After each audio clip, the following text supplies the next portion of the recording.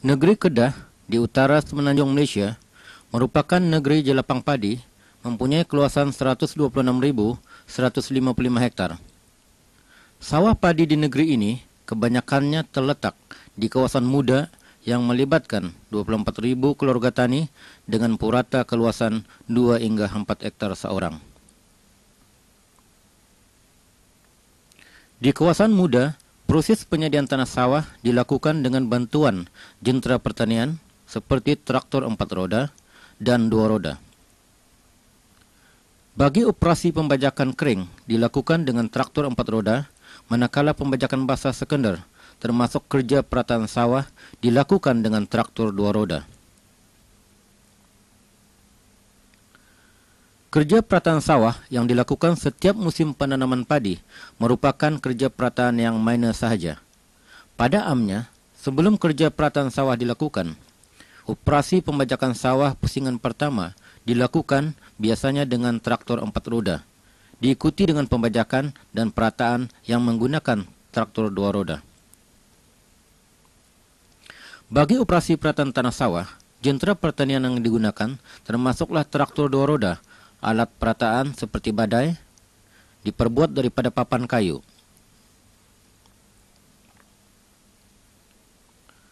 Dalam operasi perataan, hanya seorang operator diperlukan. Kadar perataan sawah adalah bergantung kepada kemahiran operator dan juga keadaan tanah sawah yang sedia ada.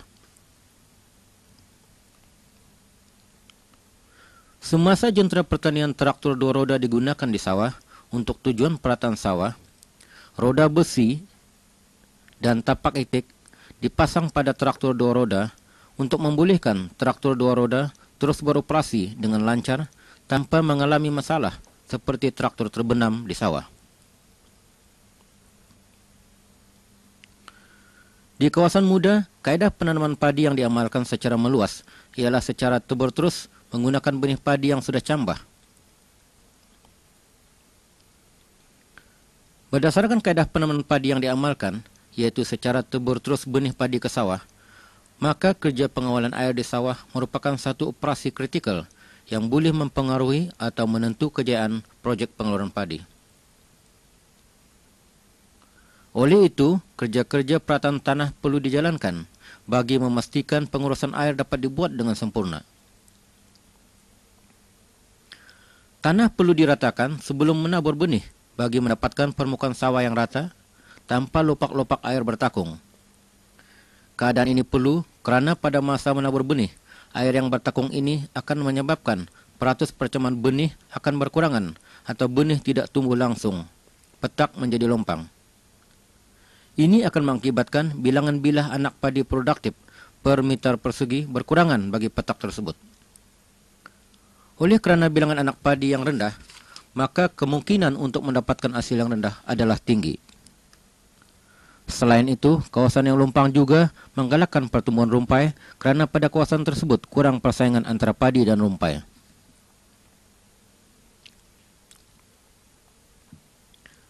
Kerja penyediaan lorong tinjauan pula dilaksanakan selepas peringkat akhir penyediaan tanah atau setelah selesai kerja merata sawah.